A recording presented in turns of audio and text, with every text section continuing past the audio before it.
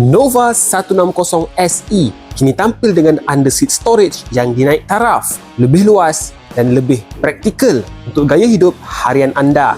Sebelum kita teruskan dengan perkongsian ni, buat anda yang masih belum follow, like, komen dan share video dan akaun ni, jom sama-sama tunjukkan sokongan anda kepada jenama motosikal tempatan dengan cara klik butang-butang tersebut.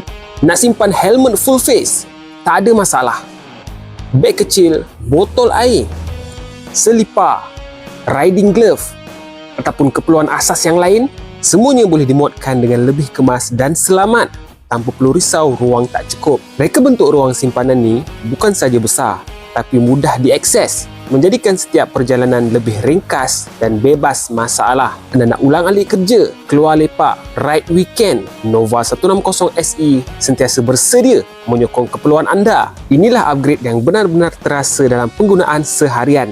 Lebih ruang, lebih praktikal, lebih yakin. Nova 160 SE bukan sekadar tunggangan, tetapi ia faham keperluan rider masa kini. Dapatkan Nova 160 SE baharu pada harga asas RM8,088, tidak termasuk cukai jalan dan insurans. Jom layari www.aveta.com.my untuk info lanjut.